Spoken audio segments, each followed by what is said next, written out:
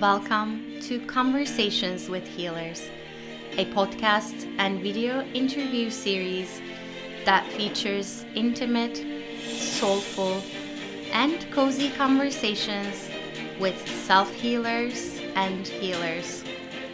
Healer to healer, we dive into all aspects of self-healing and healing and being and becoming a healer.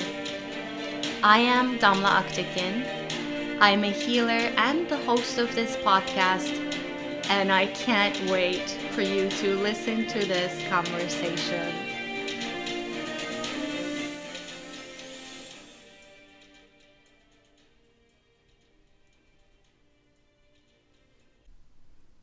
If you are new to this podcast, please take a moment to subscribe so that you can be aware of new episodes. I also invite you to visit adropofom.com, adropofom.com, where I share a lot of free resources for self-healing and healing, and you can take a free quiz to find out what your energetic wounds are and how they may show up in your life. Discovering what your wounds are is the first step in healing them. I hope you enjoy this episode. There is one more thing I would like to share with you before you listen to this episode. I created a wonderful container to help you process the collective trauma of the pandemic and begin to heal your energetic wounds. It is an energy healing membership called Chakra Bliss Vault. Every month, you will receive 3 new crystal healing sessions, plus you'll immediately have access to my entire energy healing recording library when you sign up. The membership is really affordable and will continue to be so. You can find out more about it at adropofom.com, adropofom.com. I invite you to make your healing a priority and invest in your well-being by becoming a Chakra Bliss Vault member. Hello, everyone. This is Damla with A Drop of Om, and welcome to this special episode. I'm so excited to have my good friend Nina here. Hi, Nina. Hello, I'm so happy to be with you. Yes, and I'm going to introduce you and then we'll dive. We have a very unique story, you and I getting together, but let me introduce you. Nina is the co-founder of Mind Gourmet, a company dedicated to contributing inspiration and upliftment to the world, which, by the way, I feel summarizes you perfectly. And you are a public relations specialist. You help professionals from the fields of personal development and spirituality in their visibility journey. I love that because it is a journey. You're also a book editor, translator, and I want to say, and you may disagree with me, but I feel like you're an energy reader, and you and I share this in common. We are both consciousness explorers, if you will. And I'm so happy to say you're my really, really good friend. So welcome. So great to have you here. Yeah, it's like soul sisters time. Yes, yes. And this episode is all about the healing powers of friendship, which I feel like our story illustrates it so perfectly. So do you want to, before we dive into you, do you want to tell your version of the story? And then I'll tell my version of how we got together. So it all started with a mutual friend of ours, right? Her name is Jennifer Ellis. Jennifer, if you're listening or watching, thank you so much for having this feeling that Damla and I could like each other a lot, because that's exactly what happened.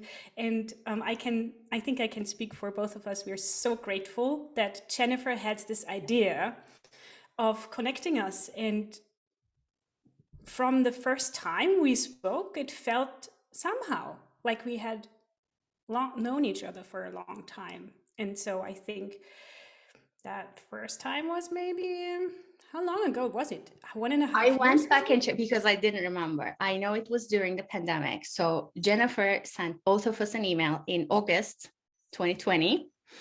And she was like, I feel like you guys would like each other. And then you sent an email and said, can we have like a coffee tea together online. Mm-hmm. Because the other thing that people should know is that I live in the US, you live in Germany, so we don't even live in the same time zone.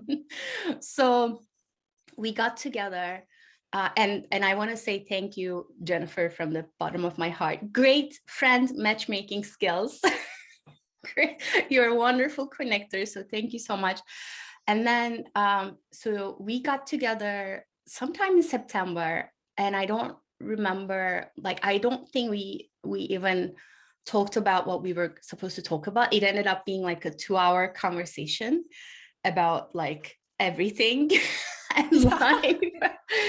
And then but I want to give you credit, because at the end of it you were like, would you be open to doing this again, or doing it regularly? So we immediately put something on the calendar, like 2 months after or something like that, and we Yes. have been meeting like ever since.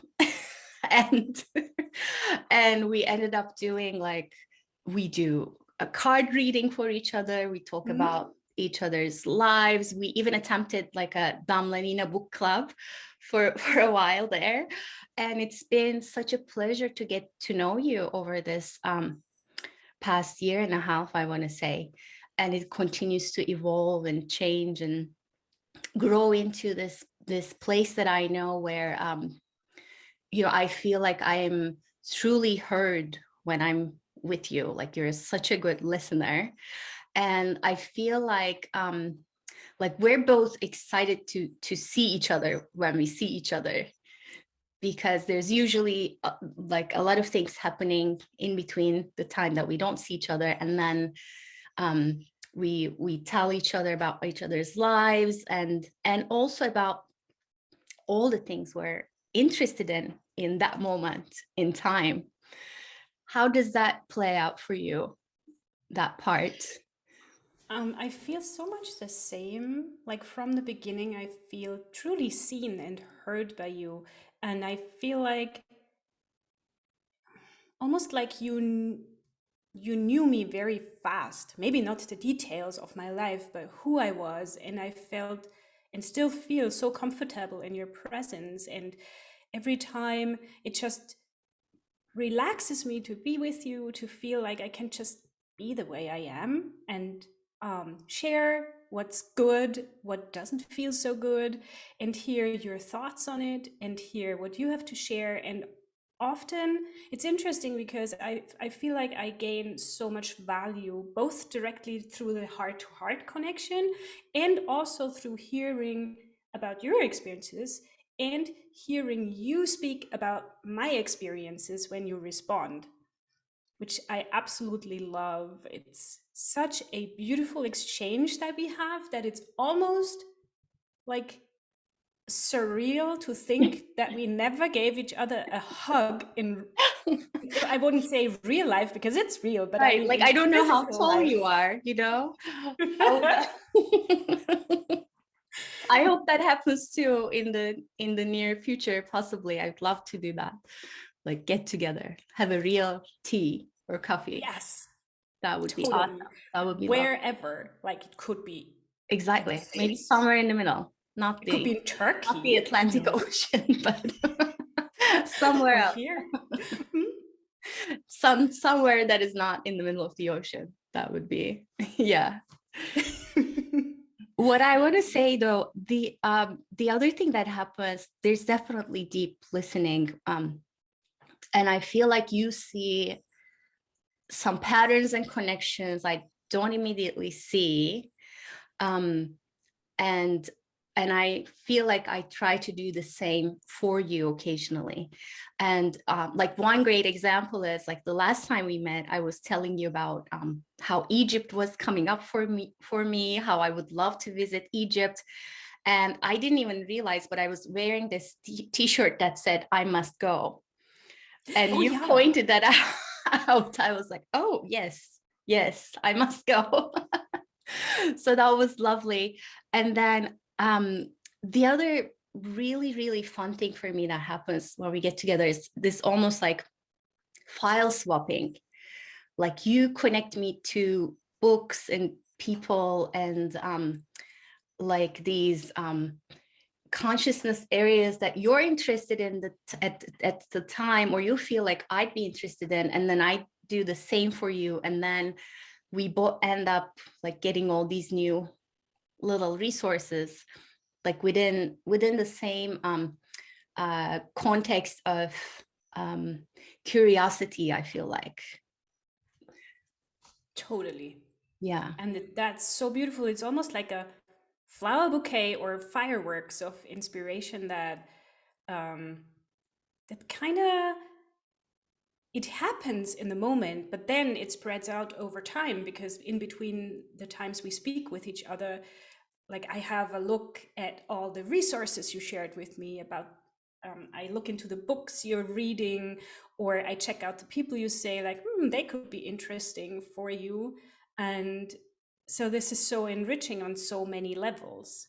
Yeah. Yeah. And then lately, what's been happening is like I'm always on the lookout for interesting people in the healing space to interview or even to learn from. And lately, like I'm following someone and you comment to me like I'm already following that person, or I already know that person because you've seen my comments on that person's space. So that's been also interesting. Like we're drawn to similar energies in a way. Totally. It surprised me. And at the same time, it didn't, because I feel like you shared before, you had you had such a beautiful way to say it. You said it is something, you spoke about curiosity, but you had another word connected to it. Swapping, is that? Mm, was it? No, I don't remember. It was something like conscious curiosity. No, I don't think so. Something. Anyway, I just felt like this was exactly what's happening. And so I think in some ways, because maybe we could say we are in a very close vibrational proximity of some sorts with each other, there is also an overlap in what we discover. Or sometimes we share about books and you say like, oh, I've just been reading this, or I've seen something before that you had shared. So yeah. And when that happens in surprisingly, like I'm scrolling through my social media feed and I'm thinking like, hey, Dana knows her too, then it's, I mean, it's surprising and somehow not at the same time. Right, right. Nice surprises.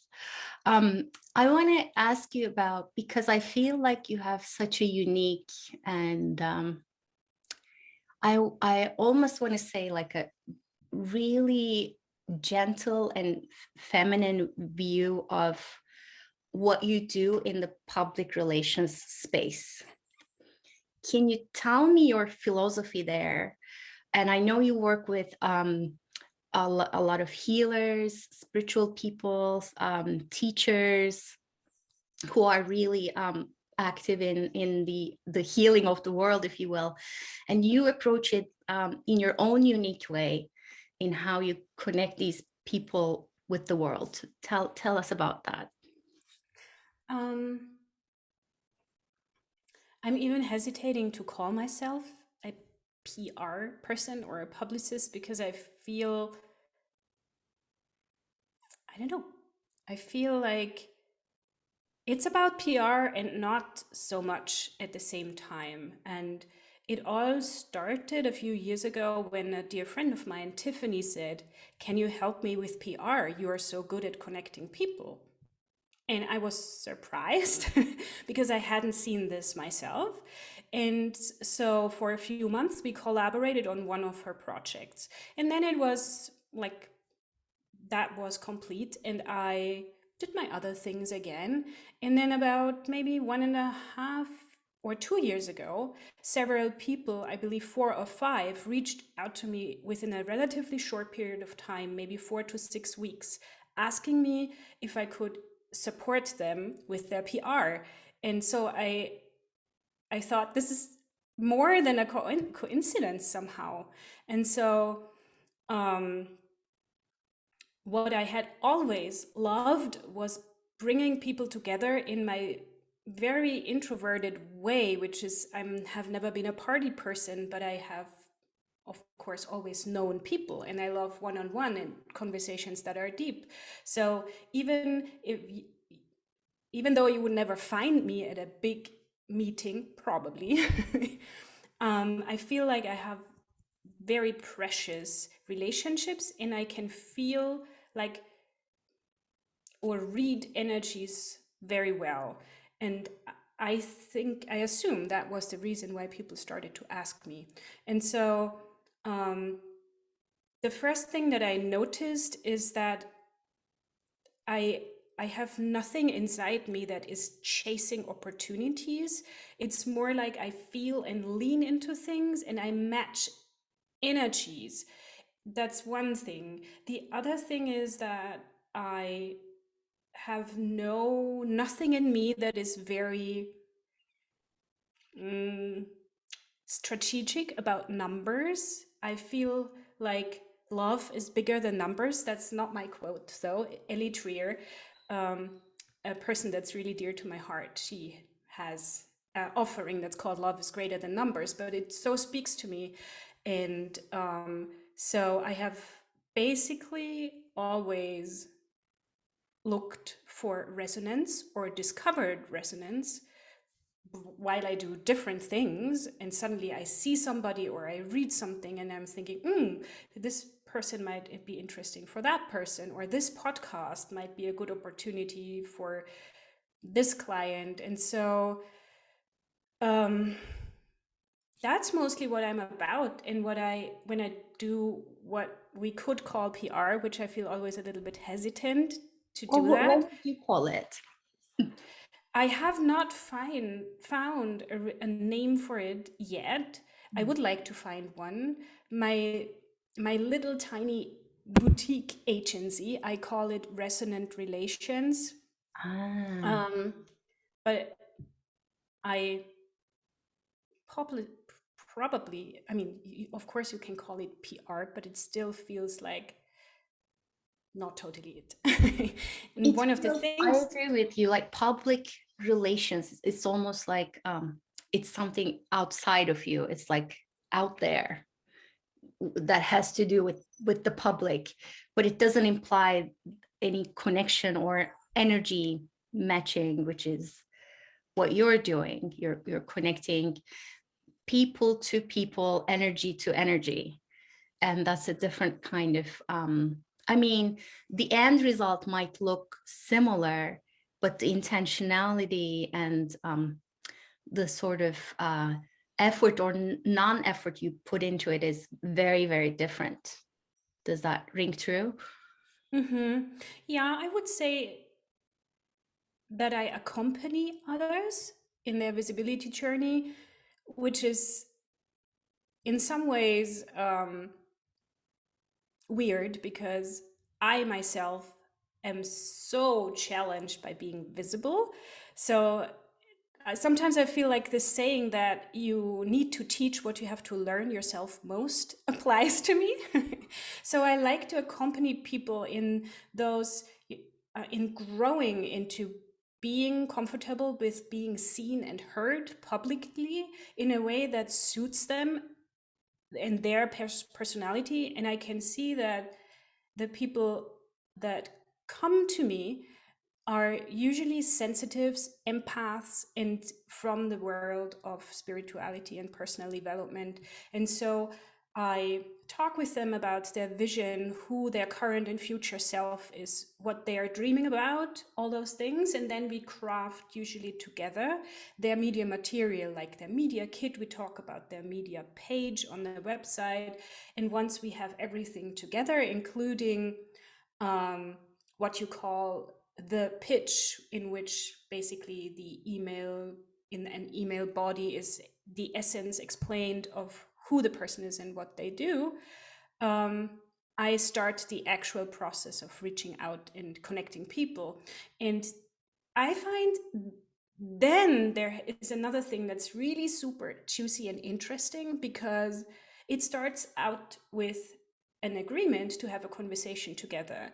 And I feel like interviews are very strong and in trust building on one side if you like each other, or you know very fast that maybe you don't resonate so much with each other.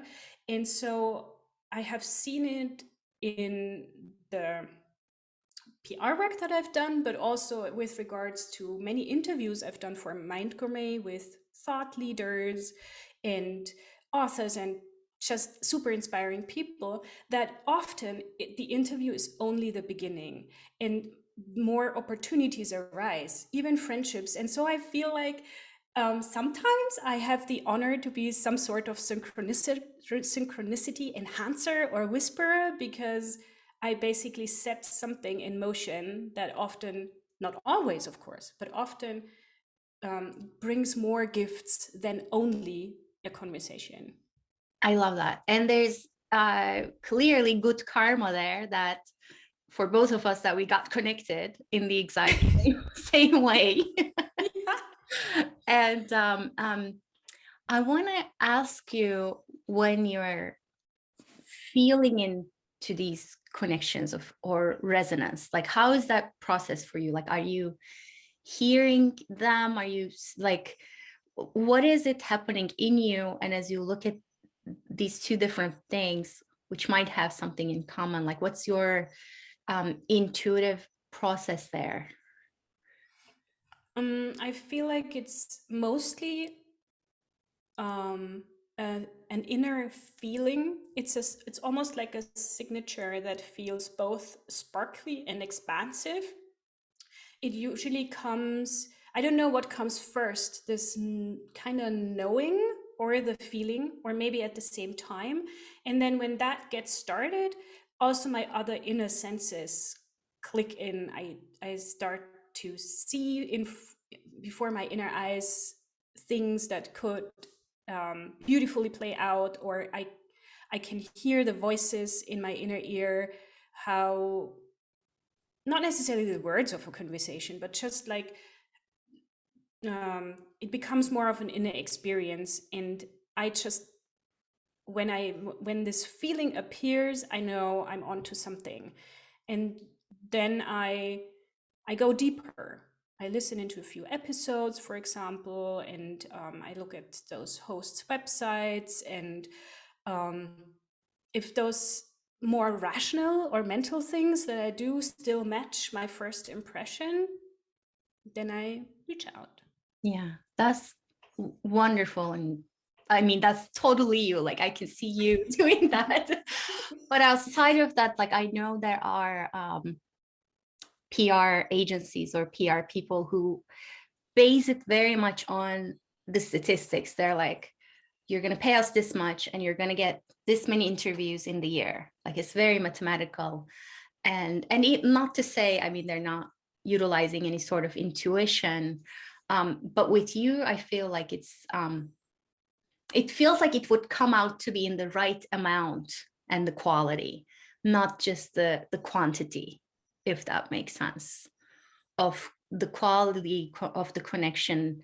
And the spirit connection or the soul connection plays a much bigger role in what you're doing, in a sense.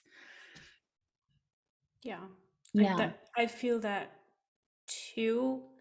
And I think, I don't know, I've had it one time that I've been asked by somebody who understandably said, you know, I want to have a return on investment. So whatever I spend for my PR with you, I want to get it back in sales. And I just knew I couldn't do that.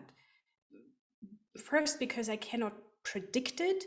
And second, because in my universe that is so relational and so based on resonance, while I, of course, know we all need money and we would like, especially to our message to be like spread, of course, because that's the sense of the whole, or at least one big one. It's still, it's, it just doesn't work with me because I'm so different. So in some ways, for me, that is some sort of adventure. And while I do everything to create opportunities, at the end, I don't know Right. what comes about. Right. So That's I, that to me is more honest than saying like you're gonna get this many dollars out of it's impossible to predict that, in my opinion, unless you have a way of, I don't know, quantifying that like through 1,000 interviews. I don't know. But I want to also I want to say like one of the reasons I wanted to have you here is conversations with healers, and a healer I define as someone who shines their unique light in their unique way, and you're definitely that for me. And you're, even though you're not like necessarily practicing a healing art in the traditional sense, I feel like you're doing what you're doing from a very pure intention, and that changes everything. A pure intention of like lovingly connecting people, um, and I think that's a great example for anyone who wants to be a healer, who wants to embody their light. I just wanted to mention, can you talk about, I know for instance that you have another website which I want to talk about, Mind Gourmet, but for this connection, resonance connection work that you do, you actually don't even have a website yet, I should say. yeah, that's true. Can you talk about that? So it's something that I have postponed again and again and again, and one I still intend to have a website because it's a beautiful, I see it more as a portfolio where somebody can get information about me. I don't necessarily see it as a marketing tool. The thing that just amazed me with this part of what I do is that people came and I didn't have a website or anything, and that felt like both that this must be part of my calling in some sense, at least for this time in my life, and that my no, it's not my biggest desire, but one of my great desires when it comes to work is that people find me, and because I have no inner drive or resonance whatsoever for putting out social media posts or newsletter campaigns or whatever to find clients. I love to be found, and weirdly that has happened. And um so yes, I see totally the Yeah. Yeah. necessity for a website, and at the same time it has shown to be not as necessary as I would have thought. Exactly. And that's the exact reason I want to bring that up as an example, is because I'm going to include myself in that category. We get hung up on, I need to have the most beautiful website, I need to send this many newsletter, I need to post this many things on social media. But it's I mean, having those things, doing those things, have taught me a lot about myself and about what I do, and clarifying in who I am and what I am. But they're not like this healing person that you want to become, or the healing work that you want to do is very, very unique. And if you want to embody your unique light, it doesn't have to be like anybody else's. It doesn't have to look like anybody else's experience.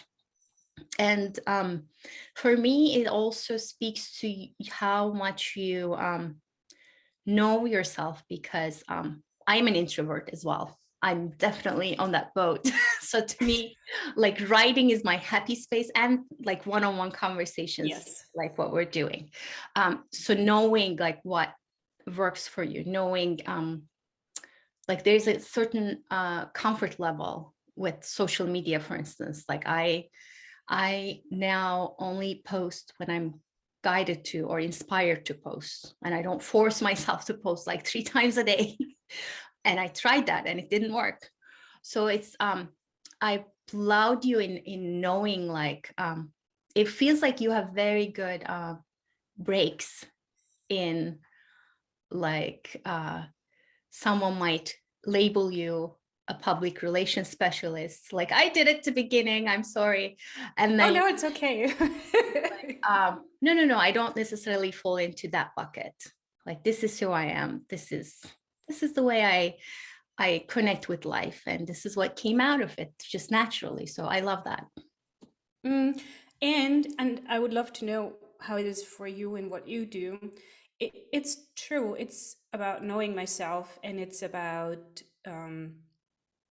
going the avenues that feel expansive and like resonant and just make us feel or make me feel alive. And it comes also with the pain of this feeling of being different, of like being the zebra with the rainbow stripes and not fitting into what people might think I Mm. could or should be. Often I really struggle with my self-worth because I while I can say that I usually give my very best, and that's also out of fear of not being good enough.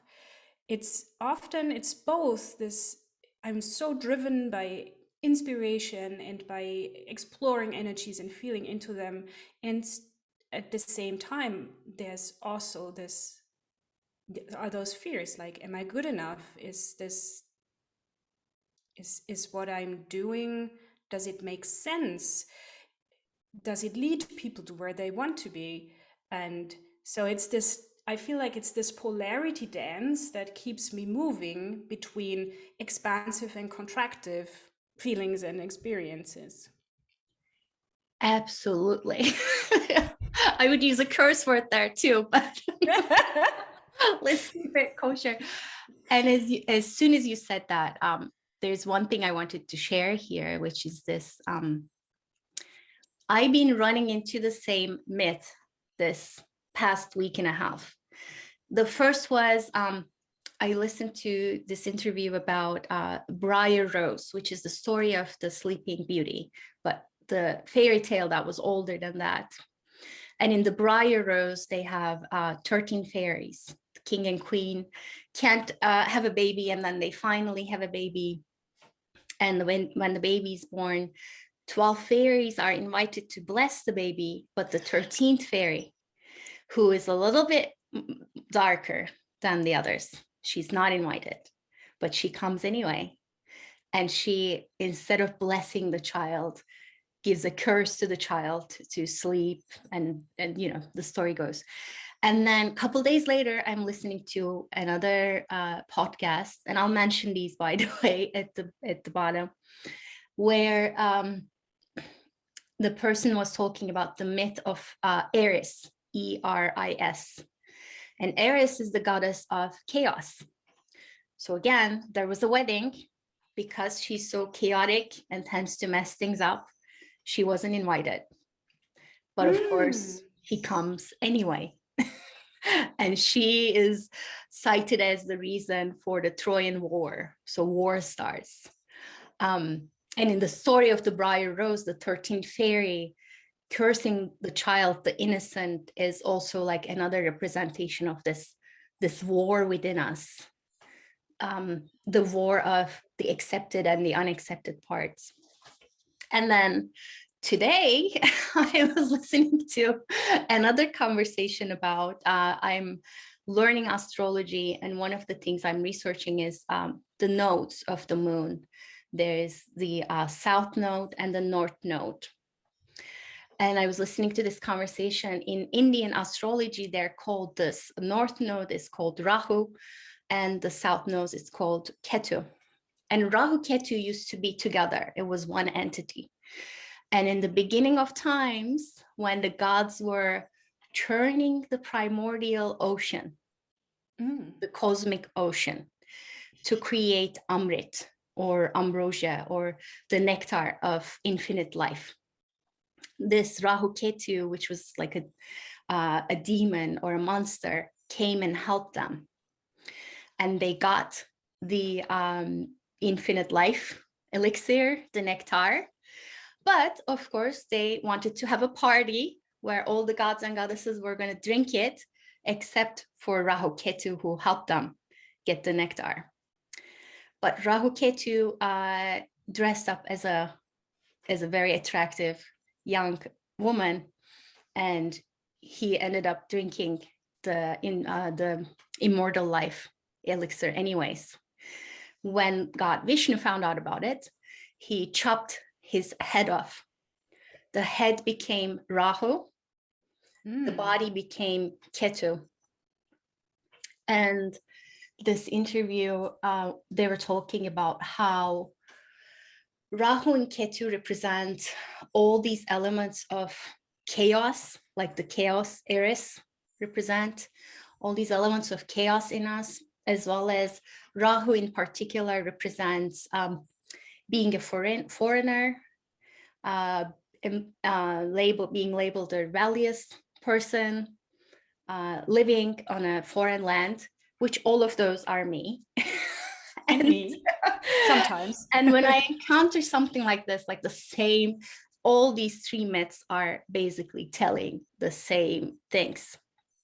I mean, two things, which is one is like all the parts that are alienated in us that actually belong, as well as all the parts of our outer lives, like you were mentioning, that where we feel like we don't belong. So I'm the only person in my family who is a healer.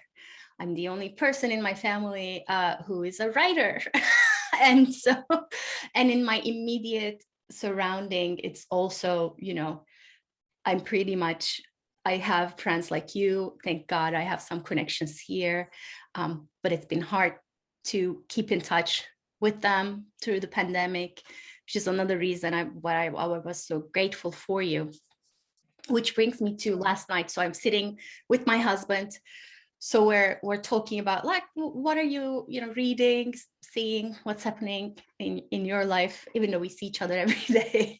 And he goes, this is what's happening in the financial markets. I'm worried about this and this, what's happening in our bank account. And then he turns at me and I'm like, Rahu, Ketu, Eris, this. And then he looks at me like blankly. And then he's like, okay. So,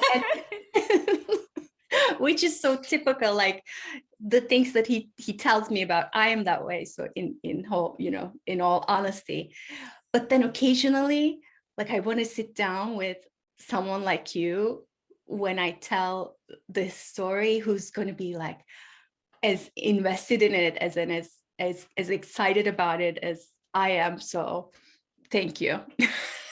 Thank you. Oh, I'm thanking you so much. And while you were speaking, actually, I thought, because you said being on foreign land and being the foreigner and so on, and while I live in Germany, our business Mind Gourmet is a Californian business, and that belongs to my husband and my big vision or dream to be one time, whenever, there to live at the West Coast. And for a while we've done this like traveling forth and back. And I really got to feel this feeling of living in two worlds and the beauty and the challenges that come with it. And the other thing that comes up for me often, independent from where I am, is this language thing. Because what you and I have in common, that our native language is not English, but we predominantly work in English. And there is so much beauty in, I would almost call it universal languages like English, maybe also Spanish, and I don't know, Chinese. And there's something that I'm noticing that that I would love to hear how it is for you, especially when it comes to words from the esoteric field or spiritual field or even religious field, I often have very different perceptions when I use the German word compared to when I use the English word. So many esoteric words, for example, or spiritual words, to me in German sound, I feel I feel actually more contracted. It feels more Birkenstock type of kind of style to me. And it has something that I often feel a bit uncomfortable with. And I'm wondering if that comes from the fact that you and I, we grew up with our native language and we have made experiences in the past in those contexts of religion, esoteric spirituality that maybe have not always been the most pleasant or joyful ones. I don't really consciously recall it. And then I love words like divine, spirituality, I don't know, Yeah, that's ascending or whatever, and yeah. it doesn't have anything to it. It's more excitement and expansion. Sorry. No, I agree that it feels different. We we speak both Turkish and English at home. My daughter speaks, my 9-year-old daughter. She's soon to be 10. Um, she says I am often gentler when I speak Turkish. So there's that part.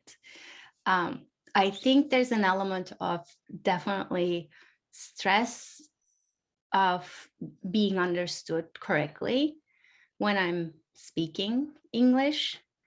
That adds a layer of extra vigilance, if you will, especially because I'm living in a different language environment. I did make a very conscious choice of um, working with English for my creations, for my work, because I wanted it to be available to more people than Mhm. just the people in Turkey. Nothing wrong with Turkish. And in fact, I often say, like, if I write in Turkish, I can run. With English, it's a walk or a comfortable sprint at best, like a slow jog. But with Turkish also, I feel I can go more. The advantage of Turkish is there are so fewer words. I don't remember the exact number, but if let's say there are 10,000 words in Turkish, there's like a million words in English. Oh, really? Yeah. So that means one word can be used for like 6, 7 different meanings, which is super interesting to form things with, because what you form can mean multiple things. But I also do love the clarity of English. Like with English, I give myself the opportunity to use shorter sentences. Like I might go full on, like one sentence is a paragraph type of thing. In Turkish, I could do that. But with English, I'm like, I just want to get along or pass along the energy or the thought in the clearest way possible. And then over the years, what I realize is that I feel like people who follow me, who listen to me and read me, have given me a lot of grace in terms of language. I don't know if there are people who read my stuff and they're like, oh, there's that dot where, there needs to be something there. Mm. But I'm wondering about that too. right. But I always say, like, this is the best that I can do at this at this time. And I have had help with my printed material. I do use the help of an editor. But also, like, I'm very much interested in being a conduit for healing with whatever I say and with whatever I print and write. So I go into language with that. and trust and have faith that it'll be taken in that same spirit that it's being birthed, if that makes sense. Mm-hmm. Totally. Yeah, yeah.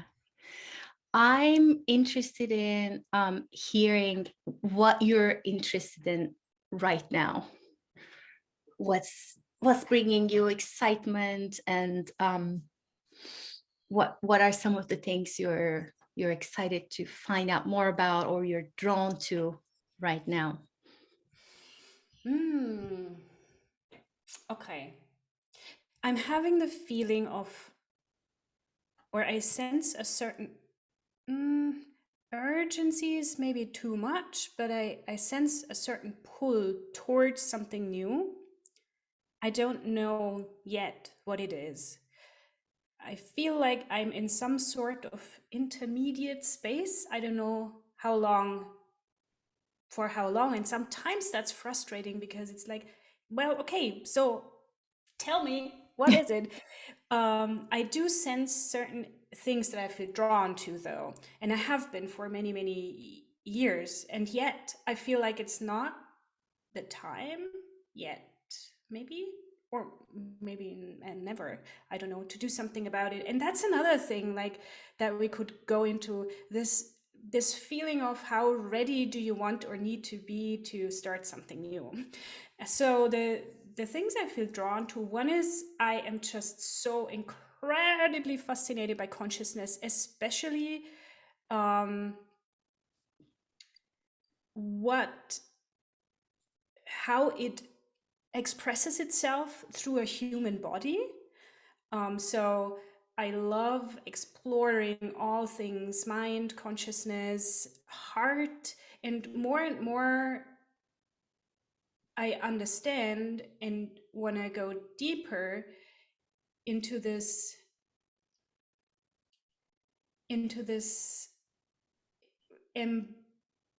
embodying, because in the past I have been often so frustrated about me and my life that, and I my mom had lots of esoteric books and I read them, like all of them. And the thing that I got out of them was often that we needed to transcend our humanness to find peace and ease and enlightenment. And just recently, I kind of thought, well, why would I have chosen a human body only to get rid of it in some sense, not in the sense of dying, but to basically um, overcome it. So that's one of the things that it's that I feel like I would love to know my humanness, my physicalness as much as I can before I leave this body. And that shifted my focus.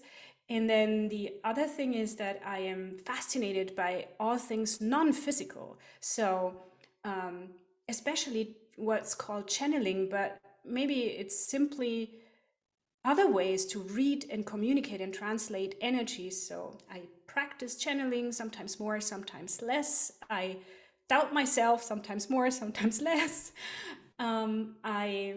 I feel like I have an open something with singing because I have a classical voice training and I know I can sing, and still I avoid it all the time. So I'm wondering, and I miss it. And so my note stand is here, my guitar is here, and I use it basically never. Mm. So that's something that I am exploring too. And I feel like I'm on an eternal quest of knowing myself and learning how I can live life in a way that feels peaceful and expansive at the same time. And I think this might come from the fact that I I have been, and I'm actually still a person that often experiences anxiety or nervousness and overstimulation of the nervous system. And so, because I would like to experience that less, I I love to learn and read. So both because I'd love to have less pain with it, and also because I'm really fascinated by it. Yeah. Yeah. How I about you? I love all of it. I just want to say, first of all, the body thing, like you're bringing the cut off head and the body together, Yep. Rahu and Ketu together, Mm-hmm.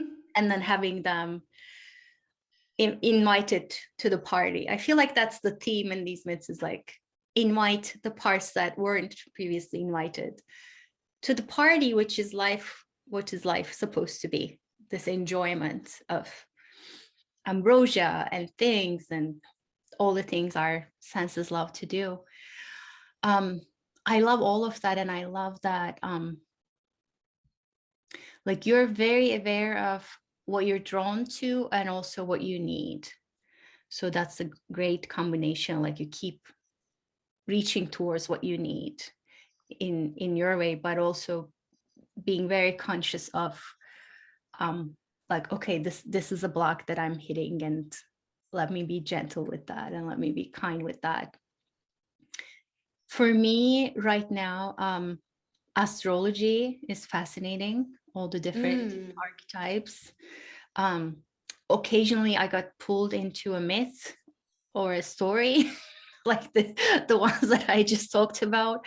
I don't quite know where that's going yet, which is another reason like it's so great to connect with you, because like I said, like I give a lot of credit to my husband for like for and my daughter to for their ability to bring me back to earth.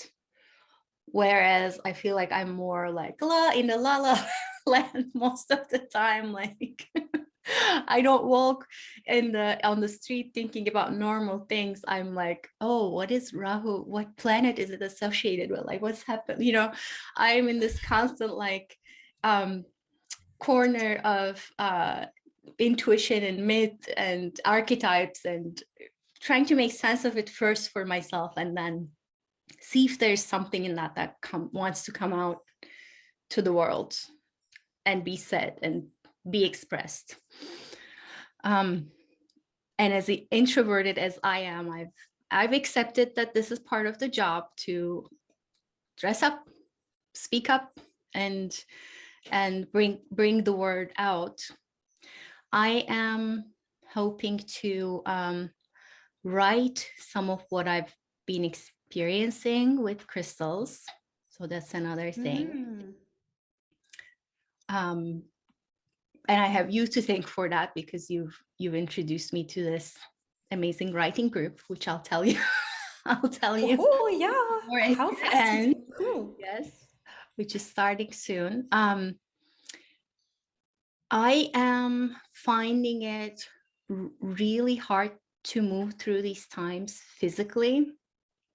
There is like a visible physical difficulty for me. Like my normally sensitive body is even more sensitive to foods. Like even the foods that I could tolerate are more sensitive to me. Like even a little bit of lack of sleep is affecting me more. And like I'm definitely feeling the last 2 years weight Yeah. sort of still playing itself out in my physical body, the ketu. So ketu is definitely asking for a lot of attention. Meanwhile, my heart and head are like floating in space with like dancing with different creations that want to be birthed.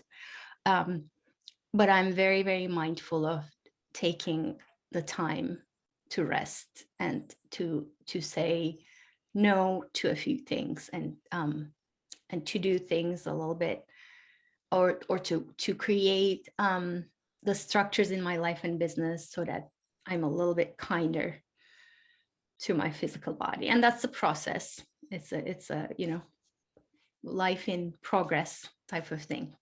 Some days are better, some days are um, just about staying on the couch until you get inspired. Um, Other than that, I feel so lucky to have found you, honestly, and I want to thank you for being so honest and vulnerable in this conversation. I feel like it's going to inspire so many people. And I'm looking forward to getting to know, like, I didn't know you sang, for instance. I learned that today. I sing too. Maybe we can sing together. But I think I'm very, very impressed with the way you look at the world, and the way you don't take everything for face value, but you're also always on the lookout for, okay, what feels good, or what maybe doesn't feel aligned with you, and you make a lot of choices there, that I find really impressive and inspiring. So thank you for doing this with me. Thank you for Thank you being for in my inviting life. me. Yes, and I look forward to our private chat next time. Me too. Really, Yes. thank you for, for having this idea and for um, trusting I could do that. I mean, that sounds maybe weird, but I feel like our perception of ourselves can be so different from the perception of others. And it's sometimes so healing that things we believe about ourselves we can't do, or we are not so good at, or whatever, aren't simply non existing in another person's view of ourselves. So, like, I my whole unsureness about speaking about myself, my thoughts, my work, it just wasn't there in you. It felt like when you asked, like a very natural thing, and this then surprised me because it was different from my own perception. So I wanted to thank you for giving me the opportunity to make this experience, and also to I feel so loved and so held by you that I had the courage to say yes. So I'm so, so glad. I love you dearly. And I would say my life is, I couldn't think it anymore without you. You just belong into it and Yes, into my heart. yes, you too. Heart space. Hearts. Thank you everyone for watching. I am going to include your Instagram, Nina, for people who are interested in connecting with you. And I'm also so, like, secretly so happy that, like, I have a direct line to you. that is that is just for me. That's our private connection. But first of all, I had zero doubts about, like, we would have a wonderful conversation. But I applaud you for saying yes, because you could have easily said no. Like, in my mind, there was like absolutely no doubt at all that we would create something beautiful together. So thank you. Thank Thank you. you. Thank you so much for tuning in and listening to Conversations with Healers. If this episode spoke to you in any way, please leave a review or comment, like or love it, and share it with others in your life. This is a true soul love project from my heart to yours. I really appreciate your help in spreading the word. If you haven't already, don't forget to subscribe and check out other episodes to listen to some extraordinary healing stories and advice. Have a beautiful and wonderful day.